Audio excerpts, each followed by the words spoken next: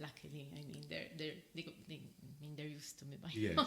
What internal resources are you currently working on building? Internal resources in what In sense? the sense that you have now to learn or polish your skills in delegation, for example, you mentioned Yes. you're a full-timer, managing a larger team, so your leadership skills have to evolve to a larger audience now. What kind of internal resource are you currently working on developing the most? I think delegation is something that I'm still learning. I'm a perfectionist when it comes to doing things. I might be disorganized, but then I'm a perfectionist when it Correct. comes to the final product. So over the past months, I've had a couple of interns as well joining us. So I'm very happy to teach and to oversee, but those final details, then I need to sort of teach myself to overlook certain things. For example, someone might not do something exactly in that particular order, but the final result is there, which is fine. So I need to train myself how to let go of the non-important details. And having interns, you have to, it's very much like parent, I would assume, but Pretty much, yes. I had we used to joke about it, in fact. because they're still young, so Yes, they you need don't to make have, you need to make sure that they're having Yes. a good experience, that they're learning something useful. It's sometimes interns are taken a bit lightly, but likely, and we tend to overestimate them as well. uh-huh. We tend to expect too much out of interns as Yes, well. yes, And yes. we tend to forget, we tend to see interns, or at least the feeling that I have when I speak to people is that we tend to think that interns are there to just dump the extra work that Do the don't. boring Yes, jobs. yes. It's not it. And it's not the case. Yeah. It's not the case. We have to be mentors and we have to be coaches as well to these people. And sometimes that's often overlooked.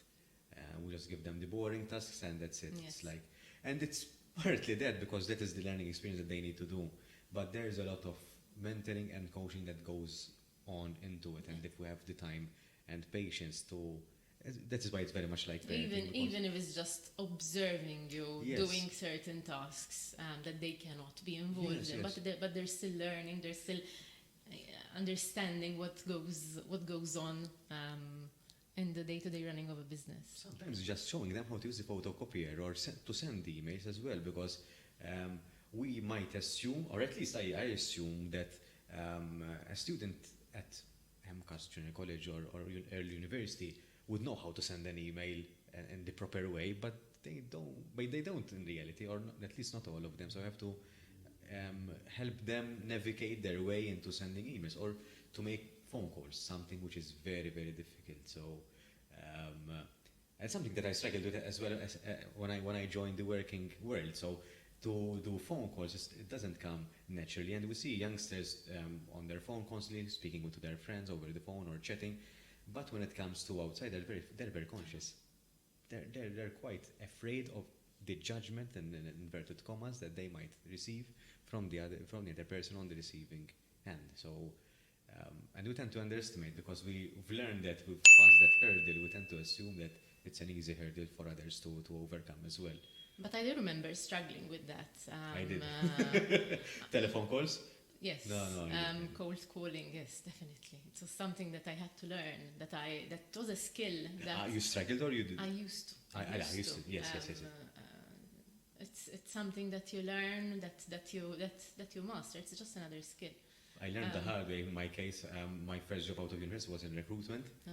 So I had to learn the hard way because I had to make many calls, of course. I had to conduct telephone interviews as well. So Right. so in a couple of months I was a pro on telephone. So, but it took a lot at that time because even if it's on the phone, even if you know that the person is not seeing you at that time, you know that by voice you can send many signals as well. The tone of voice, the words that you use, if you stutter. So it's something that you send images to people as well, and there is only one output, which is the voice. Of course, you have to focus on that element as well. So it's very nice to see that your business is growing and you're moving forward on that.